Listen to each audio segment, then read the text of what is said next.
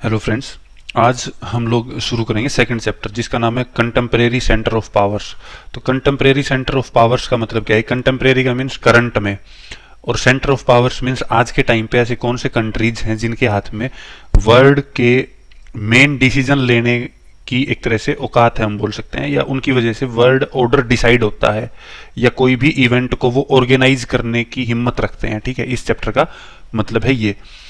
Means एक तरह से कौन से कंट्री के पास में कितनी पावर है वो हम इस चैप्टर के अंदर देखेंगे मोटा मोटा। तो देखो, इतना आप लोग को पता है कि पोस्ट बाइपोलर वर्ल्ड के अंदर क्या है, इसका मतलब क्या है कि 1990 के बाद का क्या टाइम है। उसके अंदर हम देख रहे हैं कि decline of US dominance, alternative political and economic centres emerge. Decline of US dominance का मतलब क्या है? पहला तो है कि एक तो यूएसएसआर की भी डोमिनेंस कम हुई है। यूएस भी ठीक है यहाँ पर, इसका मतलब ये नहीं कि यहाँ टाइपिंग मिस्टेक है, यूएसएसआर आना था। यूएस की भी डोमिनेंस कम हुई है, वो बताऊंगा मैं। यूएसएसआर की डोमिनेंस तो खत्म हो ही गई है, तो आपको पता है। बट यूएसए की डोमिनेंस भी कम कैसे हुई?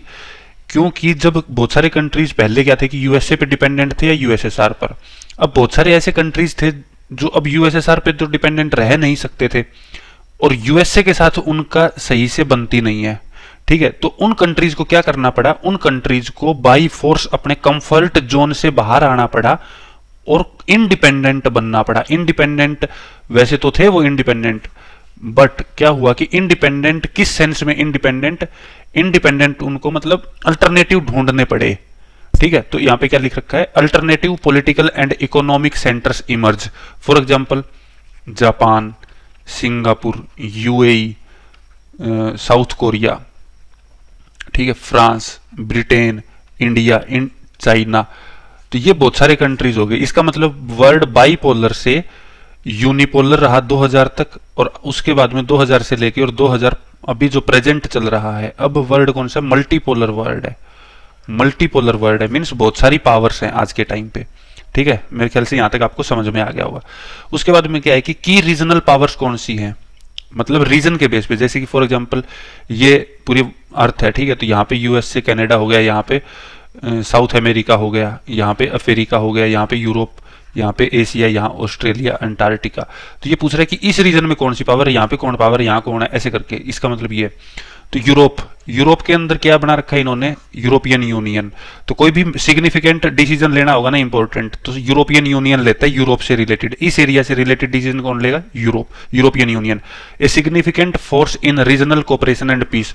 तो यूरोपियन यूनियन क्या करता है? रीजनल कोऑपरेशन एंड पीस, मतलब शांति बनाए रखने के लिए यूरोपियन यूनियन मेन डिसीजन लेता है, और एक सभी कंट्रीज एक दूसरे के साथ में मिलके चलें। ठीक है, उसके बाद में फॉर एग्जांपल दूसरा रीजनल पावर कौन है? जैसे एशियान। एशियन क्या है? जैसे देखो, एशियन का मतलब क्या है? ASEAN। SEA ले लो। SEA मतलब साउथ, ये एशिया है, ये एशिया का साउथ है, और ये एशिया का ईस्ट है। तो यहां जो कंट्रीज आती है ना, उन्हीं की एक एसोसिएशन को बोलते हैं साउथ एशियन। तो association of south east Asian nation. अब इसका काम क्या है? एशियन का काम क्या है? ये रीजनल स्टेबिलिटी की बात करता है, और दूसरा इकोनॉमिक प्रोस्पेरिटी की बात करता है। दो वर्ड याद रखने हैं, regional stability and economic prosperity. उसके बाद में हम आगे चलते हैं। दूसरा है यूरोपियन यूनियन और एशियन की अचीवमेंट क्या क्या रही हैं। तो इन लोगों ने क्या किया कि हिस्टोरिकल एनिमिटी रिजोल्यूशन, मतलब पुराने टाइम से जिन कंट्रीज के बीच में डिफरेंसेस चल रहे थे या लड़ाइयां चल रही थी, उनके ऊपर इन दोनों ऑर्गेनाइजेशन ने काम किया है, उनको रिजोल्व करने का। Addressing conflicts through regional solution. ठीक है, पीसफुल रीजनल ऑर्डर लेके आया है। Peaceful means peaceful regional order का मतलब क्या है कि इन्होंने नए नए इंस्टीट्यूशन बनाए हैं एंड कन्वेंशन बनाए हैं फॉर कोऑपरेशन। कन्वेंशन क्या होता है? कन्वेंशन भी एक तरह का एग्रीमेंट ही होता है, बट एग्रीमेंट से थोड़ा डिफरेंट होता है। तो आपको इतना डीप इसके अंदर नहीं जाना क्या डिफरेंस होता है, बट आपको इतना जानना है कि development of institution and convention for cooperation. ठीक है, मीन्स नए डिसीजन लिए हैं और नए इंस्टीट्यूशन को स्टेब्लिश किया है। तो पहला क्या हुआ? Historical enmity resolution. दूसरा पीसफुल रीजनल ऑर्डर। अच्छा, तीसरा क्या है? Economic prosperity. Economic prosperity means business को डेवलप किया होगा। अच्छा, बिजनेस को डेवलप किया। दूसरा इन्वेस्ट किया होगा। इसका मतलब नई फैक्ट्रीज स्टार्ट हुई, नए स्टार्टअप आए होंगे। अच्छा चलो ये तो हो गया। अब दूसरा और क्या किया होगा इन्होंने एक दूसरे के टैक्स माफ भी किए होंगे, ठीक है, या फ्री ट्रेड हुआ होगा, मीन्स टैक्स नहीं लिया होगा। तो इकोनॉमिक प्रोस्पेरिटी का वो एग्जाम्पल है। उसके बाद हम आगे चलते हैं और देखते हैं कि साथ में क्या है कि एशियन हो गया और यूरोपियन यूनियन हो गया, लेकिन क्या हुआ कि राइज ऑफ चाइना भी हुआ। अब राइज ऑफ चाइना क्या हुआ, राइज ऑफ चाइना अगर हुआ है तो इसका मतलब है कि यूएस यूनिपोलर था ना, यूनिपोलर मींस पावर कौन था, यूएसए। अब राइज चाइना के राइज ने ही मल्टीपोलैरिटी को भी जन्म दिया है, ठीक है। Economic growth, dramatic impact on world politics challenging US dominance, ठीक है। उसके बाद में इस चैप्टर के अंदर हम क्या पढ़ेंगे, इस चैप्टर का ये इंट्रोडक्टरी वीडियो है, तो इस चैप्टर के अंदर हम फोकस किस चीज पे रखेंगे कि पहले बाइपोलर था, उसके बाद यूनिपोलर था, अभी मल्टीपोलर वर्ल्ड है। तो इस मल्टीपोलर वर्ल्ड के अंदर इमर्जिंग अल्टरनेटिव पावर कौन कौन सी हैं, कौन कौन सी अल्टरनेटिव पावर इमर्ज हो रही हैं और उनके फ्यूचर गोल्स क्या हैं, ये चीज इस चैप्टर के अंदर हम लोग पढ़ेंगे।